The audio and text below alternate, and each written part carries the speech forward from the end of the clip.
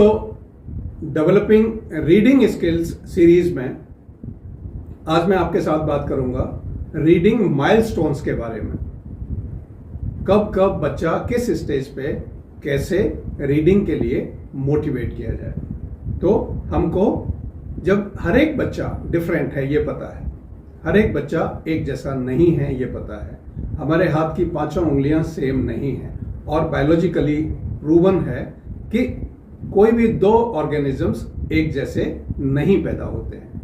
हर animal और organism different abilities, different brain set, different sort of mind set, different sort of body structure, DNA लेके पैदा होता है। इसलिए कभी भी ये बराबरी करने की जरूरत नहीं है कि उसका बच्चा इस एज में इतना कुछ पढ़ पा रहा है, मेरा बच्चा इस एज में उतना कुछ नहीं पढ़ पा रहा है। तो ये माइलस्टोन डिसाइड करते हुए आज हम आपसे साथ बात करेंगे कि कौन कौन से माइलस्टोन पर बच्चा क्या क्या कर सकता है।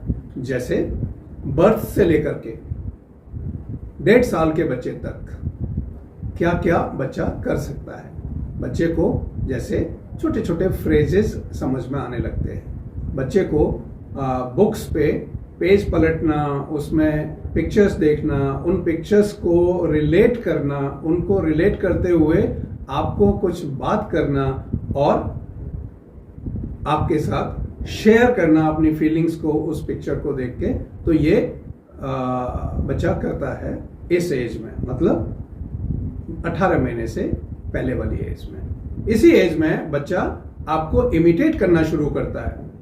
आपने बोला पापा, बच्चा भी पापा बोलता है। आपने माँ बोला, बच्चा भी माँ बोलता है। मतलब जो आप कह रहे हैं उसको बच्चा रिपीट करने की कोशिश करता है। तो इस एज में छोटे शब्दों से शुरुआत करें, बिना मात्रा वाले शब्दों से शुरुआत करें और धीरे धीरे आप पाएंगे कि आपका बच्चा उन वर्ड्स को पिक करने लग जाएगा by way of imitating your speech.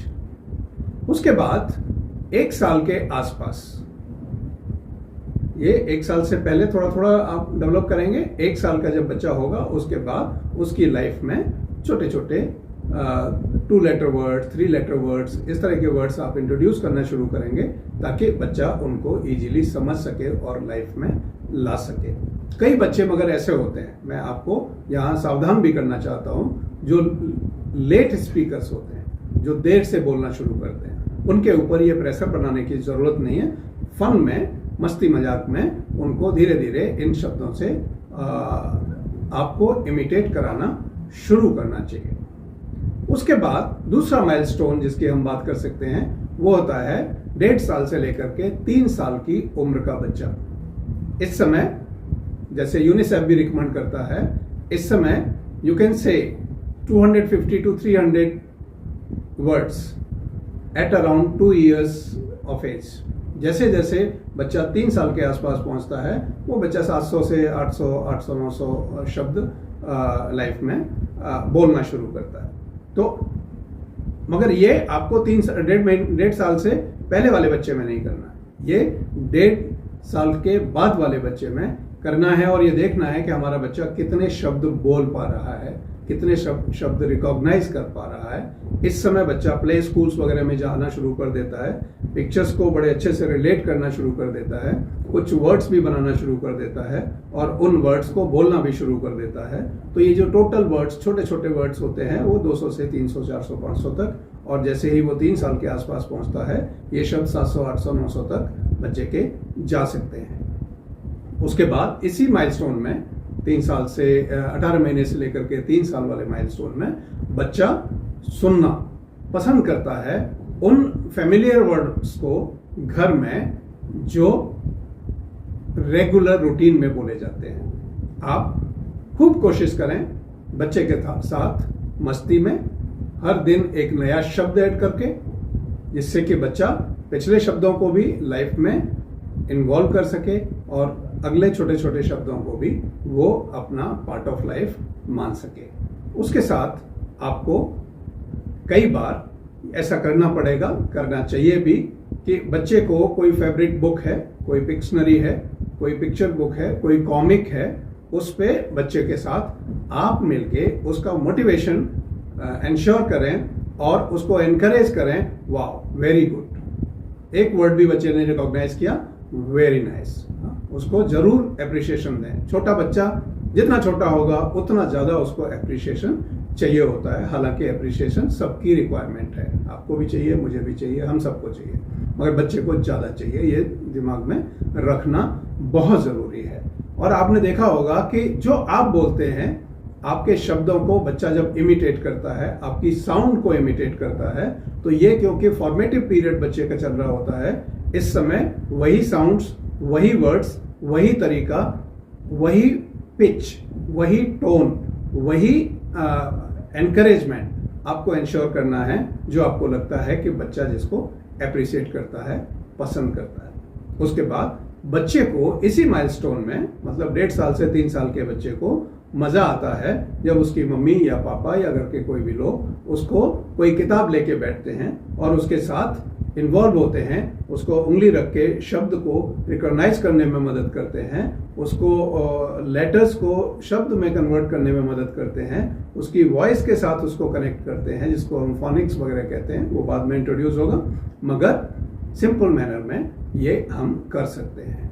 खाना खाते समय भी कुछ छोटी छोटी चीजें बच्चों के साथ कर सकते हैं। खाना खाने का मुझे यहाँ याद आया, बहुत सारी यंग मदर्स आजकल बच्चों को खाना खिलाने के लिए मोबाइल को एक टेक्निक मानने लगी है। मोबाइल ऑन कर दिया, बच्चा उसमें गेम खेल रहा है या कुछ भी देख रहा है और बच्चा इनएडवर्टेंटली मुंह खोलता है, आप उसके मुंह में खाना डाल देते हैं। डियर मॉम्स, इस बात को ध्यान रखें कि बच्चे का पेट कोई गड्ढा नहीं है जिसमें आप कुछ फिलिंग कर रहे हैं, वो नहीं करना है।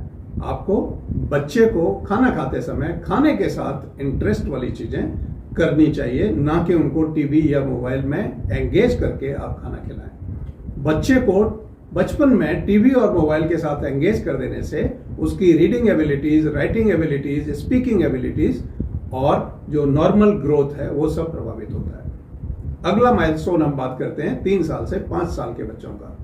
इस समय बच्चे क्या करने लगते हैं कि जो फेमिलियर वर्ड्स होते हैं उनको बोलना भी शुरू कर देते हैं, रिकॉग्नाइज करना भी शुरू कर देते हैं और उनको लिखना भी शुरू कर देते हैं।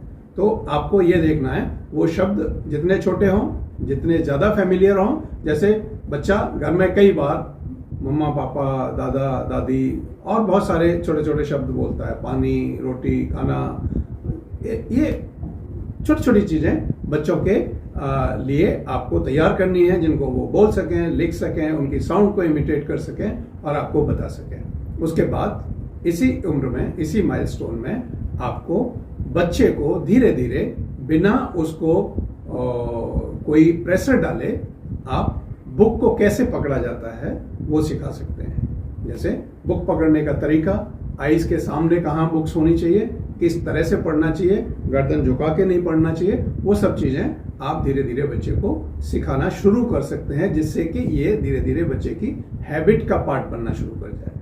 और इसी एज में बच्चा राइमिंग वर्ड्स को भी बड़ी आसानी से रिकॉग्नाइज करने लगता है।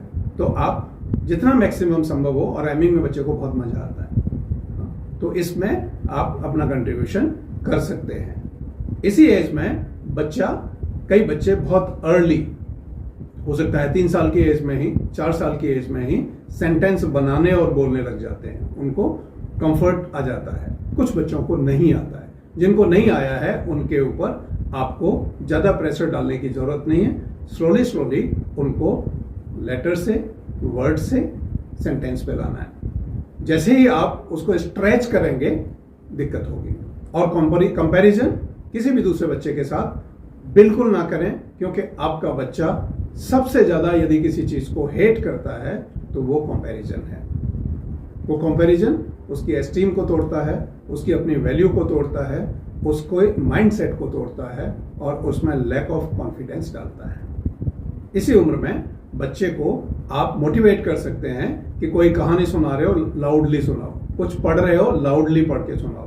तो क्या होगा, आपको पता होगा कि आपका बच्चा सबकॉन्शियस माइंड में कुछ और नहीं चल रहा है, वो सिर्फ वही पढ़ रहा है जो उसको पढ़ना चाहिए। तो ये धीरे धीरे छोटे छोटे टिप्स को इस्तेमाल करके मैं समझता हूं आप अपने बच्चों की reading, writing, speaking skills build कर पाएंगे अच्छे से कर पाएंगे। इसी के साथ मेरा बहुत बहुत शुभकामनाएं आपको कि आप अपने बच्चे को, ये मैंने जो आज बात की है वो 5 साल के बच्चों तक की बात की है, तो 5 साल के बच्चों तक का रीडिंग, राइटिंग, स्पीकिंग डेवलप करने का बहुत आसान तरीका, इन माइलस्टोन को और इन तरीकों को इस्तेमाल करते हुए आप घर पे शुरू करें और आज ही शुरू करें, कल का इंतजार करने की जरूरत नहीं है। Wish you all the best. नमस्कार।